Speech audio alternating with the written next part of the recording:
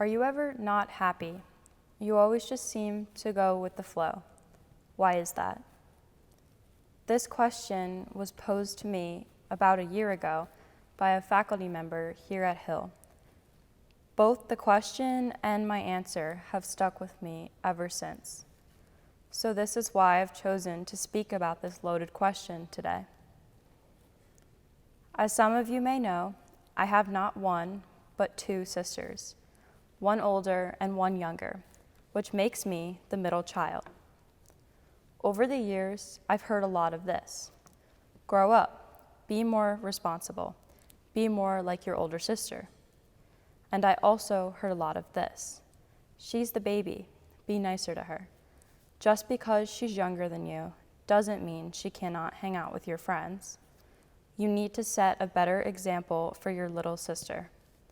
She's older than you, she's younger than you, she's older than you, she's younger than you. So then I began to question where that left me. My whole life, I've always been in the middle. I've had to learn to grow and deal with change. I've had to adjust to the circumstances that were given, and I was forced to like them. And let me tell you, being in the middle sucks most of the time.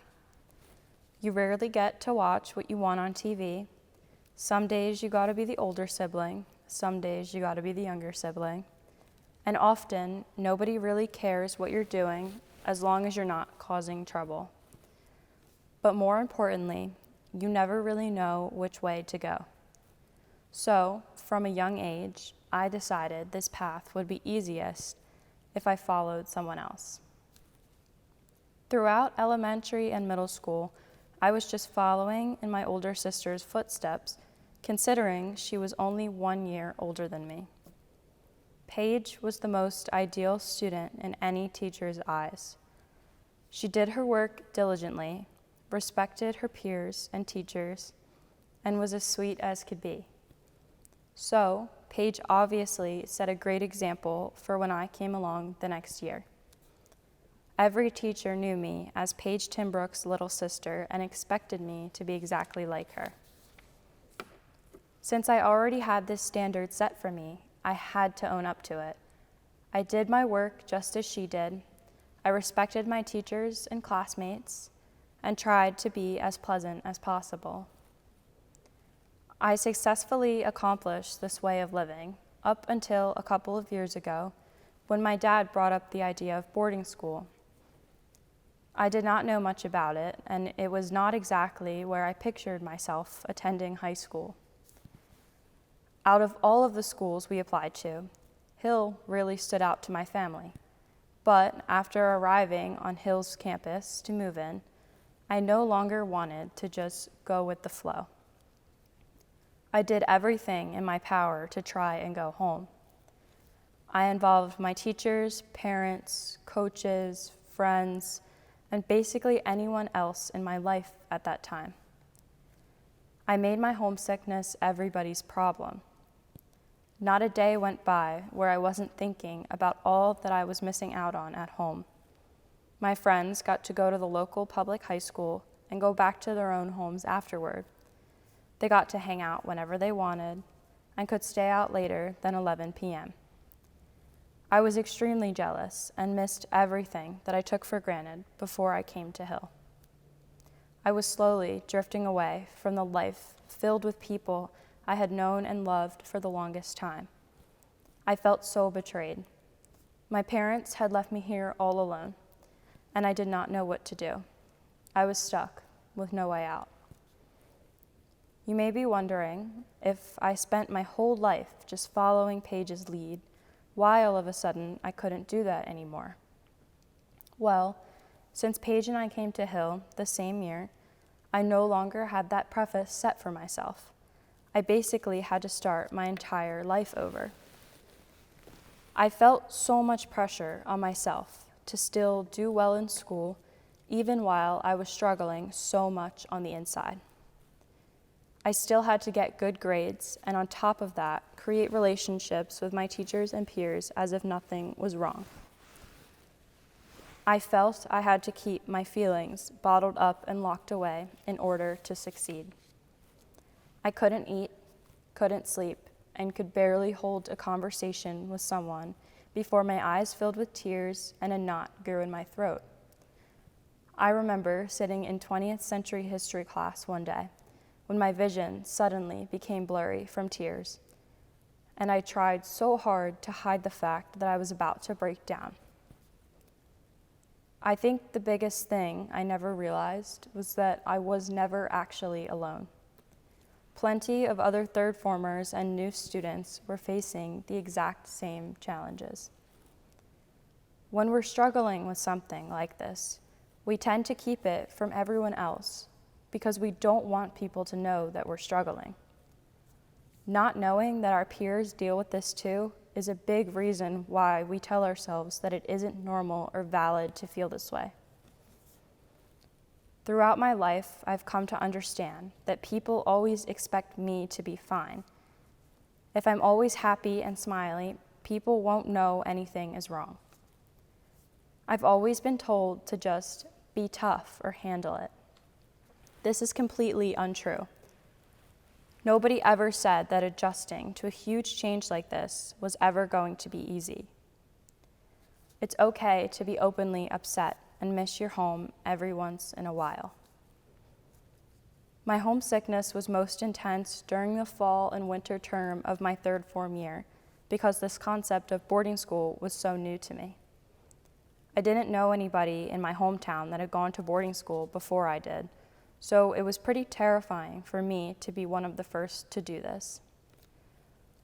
Although the homesickness subsided a little bit as the months went by, it still plagued me up until the COVID lockdown, which was actually a blessing in disguise for me.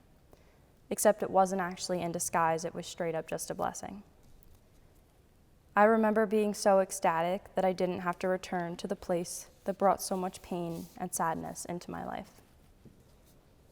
I think that quarantine gave a lot of people the opportunity to grow and learn new things that they wouldn't normally try. While being at home, I spent time reflecting on my experiences at Hill during my third form year. I tried to help prepare myself for the inevitable once August rolled around. To do this, I focused on the small amount of things I actually did enjoy. My dorm and our family nights, spending time with my friend Anna in our English 1 class, and some of the other good memories I made with people I had met that year. After reflecting on all of these things, I came to realize just how big of a role Hill was playing in my life. I used to view the Hill as the root of all of my problems, rather than focusing on all of the people who actually cared about me and how much I cared about them. The memories and friends I had made were being blocked by my feelings and my unstoppable determination to find a way to go home. When I finally tried to give Hill a decent chance prior to the start of my fourth form year, a door opened, and these happy memories came flooding in. I realized how thankful I was to know these people, and I became excited to finally get back to campus after a 6-month hiatus. When I arrived back at Hill the next fall, everything was different. I already had my friends, knew my teachers, and was no longer a third former. It was almost as if third form year had never happened, and I finally felt at home. I wanted to fast forward through my problems so that I wouldn't have to face them, and I completely ignored all the good that had come out of my brief time as a third former. I look back now and understand that what I didn't realize during my third form year was that I was subtly adjusting to the Hill and what life here is like.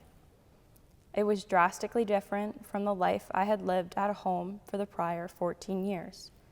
I wasn't the middle child or perfect Paige's little sister. At Hill, I was just Maddy. I've come to enjoy being on my own in the sense that I take different classes than my sisters and have different teachers, so I get to create my own name for myself.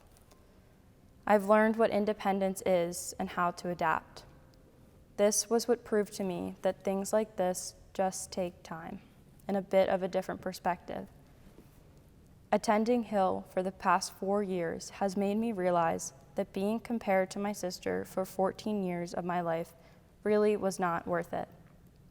It took a lot from me to learn how to adjust to a place where no one knew of me or expected me to be this picture-perfect image of someone I was not. I've learned that being away at school for 9 months is actually a good thing. I discovered how to depend on myself, and I have been able to thrive. I've come to value and connect with my teachers and advisors who have become a big part of my life. Extended time away from home has helped me develop the ability to appreciate the limited time I have with my family and friends. So when I do get to see them, our time together is even more special to me. This coming fall, I will be a freshman once again, and I must admit, I'm not exactly thrilled to be in that stage of my life again. But with my unique experiences here, I am ready for any obstacles that may come my way. It's okay to be worried or scared of change. Change is never easy, but it is inevitably necessary. We have to open up to change in order to succeed and to move on to different stages of our lives. There are times in life where going with the flow is going to be your most logical option. I realized this when I came back fourth form year and finally adjusted to life at the Hill. You have to give the place you're at a chance in order for you to have the opportunity to succeed. Adapting is something that takes time, and with time you will grow to love the place that you are at. Hill gave me some of the greatest memories and friendships, and to think I wouldn't have experienced any of it if I had never adjusted and gave it a chance is completely unbelievable. I'm not ready to give up long dinners with my friends in the dining hall.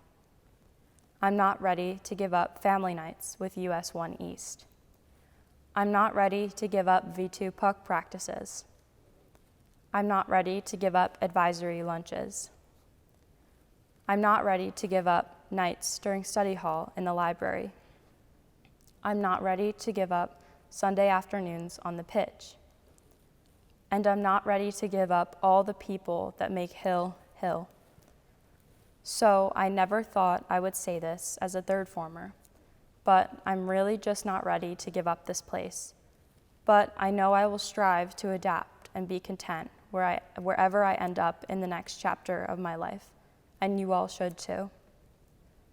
So I guess my answer to the incredibly complicated question of my happiness is that since coming back to school after COVID, I've looked to find the good in every situation, and I've been able to find people along the way that I've come to connect with and with whom those bonds I will always cherish. Adjusting to the Hill was the hardest thing I've ever had to do, and I think that leaving here in a few months might just be even harder. So dear old Hill, even though we may have gotten off on the wrong foot, I truly will never forget you and all that you've given me. Thank you.